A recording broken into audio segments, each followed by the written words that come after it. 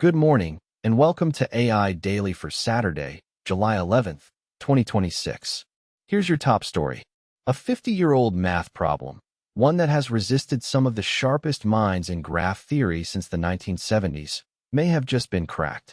Not by a person, by a machine.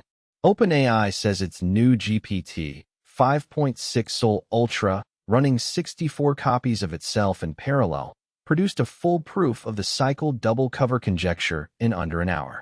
If it holds up, it is one of the most striking claims yet that AI can do original mathematics at the frontier. The catch, and it is a big one, is that word if. We'll unpack what was actually proven and why some mathematicians are urging caution. But first, the rest of today's headlines.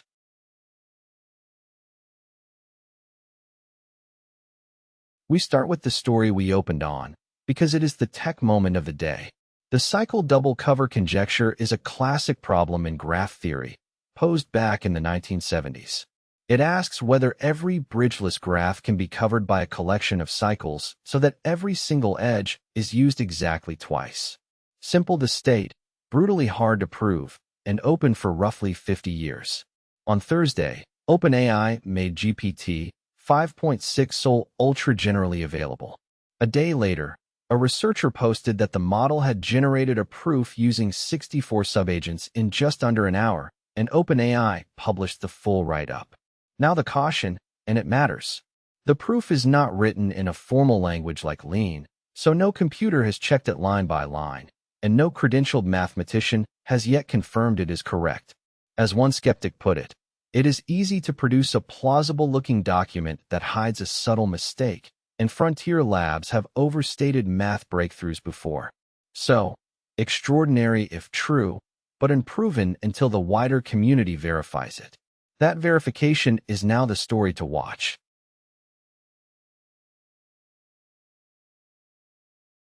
To the companies, and a quiet defection that says a lot about where enterprise AI is heading. Databricks, one of the biggest data and AI platforms in the world, has made a Chinese open-source model, GPU's GLM 5.2, its default engine for coding tasks. The reason is blunt: cost. In Databricks' own tests on its production codebase, GLM 5.2 matched the pass rate of Anthropic's Opus 4.8, both landing in the top tier between 82 and 90%, but at about $1.28 per task, versus $1.94 for Opus. That is a 34% saving at roughly the same quality. And Databricks is not alone. Recent reports place Coinbase, Snowflake, and the agent startup Lindy on the same path, shifting production work onto Chinese open-weight models. The pattern is the one we keep circling back to. The American frontier labs still hold the quality crown, but the open models are now close enough that the price gap is getting genuinely hard to defend. For Anthropic and OpenAI, the pressure is no longer abstract. It is showing up inside enterprise budgets.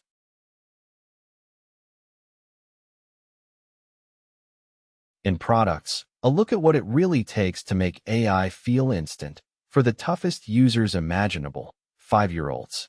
Elo, an AI reading tutor for kids aged 4 to 9, published an engineering deep dive this week that raced up Hacker News.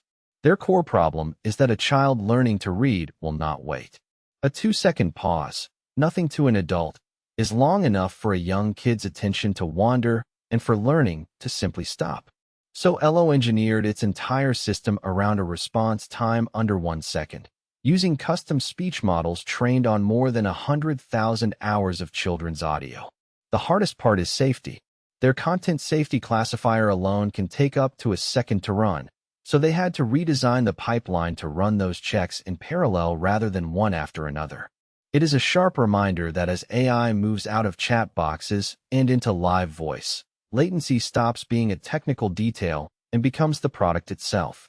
Getting a machine to hold a natural back and forth with a small child turns out to be a genuinely different kind of engineering.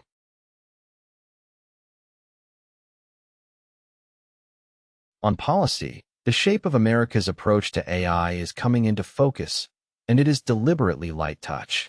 This week, Sriram Krishnan, until recently a White House AI advisor, said flatly that there will not be an AI equivalent of the FDA, no permanent agency licensing models before they ship.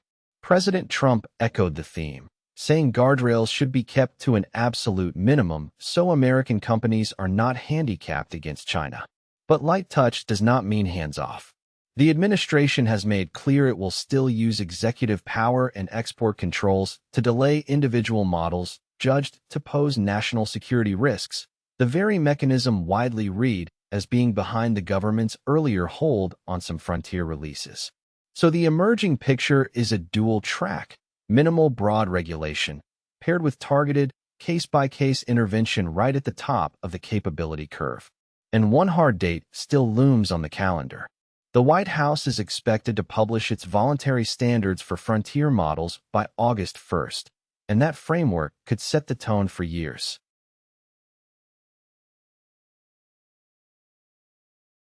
Now the markets, and as always, facts only. Nothing here is investment advice.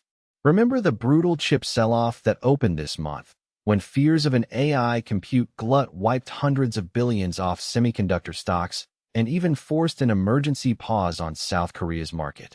This week, a rebound. At Friday's close, Nvidia rose about 4% to roughly $211 a share, Meta jumped nearly 6%, and AMD added about 2%. But it was not a blanket melt-up. The broad semiconductor ETF, the SOXX, finished essentially flat, and names like TSMC and CoreWeave slipped slightly. In Asia, where the data runs a session behind, the epicenter of the panic showed signs of steadying. As of Thursday's close, SK Hynix had recovered more than 5% off its lows, while Samsung held roughly flat. What this looks like is a market catching its breath, not delivering a verdict. So why the panic in the first place? And why does it matter beyond one bad week? The trigger was a growing fear that the industry has built ahead of real demand, just as hyperscalers are set to spend somewhere around $690 billion on AI this year. Investors started asking, out loud, where the returns are. And underneath that sits a deeper squeeze: margins. The worry is that frontier labs earn rich margins on inference, and then cheap open models arrive at a fraction of the price and compete those margins away. You do not have to look far for the evidence. It is the exact story from our company's segment. Databricks dropping Opus for GLM at a third less cost. Your margin is someone else's opportunity.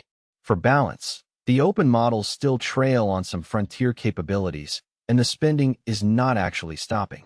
But what this month really marked is the moment the market stopped assuming AI demand is infinite and started asking for proof. That question is not going away.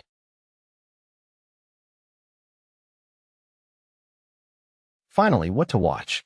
All eyes are on July 17th, the reported launch date for Google's Gemini 3.5 Pro, rebuilt from the ground up and now running roughly 6 weeks behind its original target. It is the last of the big 3 frontier flagships still waiting in the wings. Keep watching Washington too, where the White House's voluntary frontier standards are due by August 1st. And circle back to today's headline. The real test of that AI-generated math proof will not be a press release, but whether independent mathematicians can confirm it actually holds. We'll be tracking all of it. That's your AI Daily. A machine claiming a 50-year proof, Chinese open models eating into enterprise budgets, and a market catching its breath. Subscribe, and we'll see you tomorrow, same time, every morning.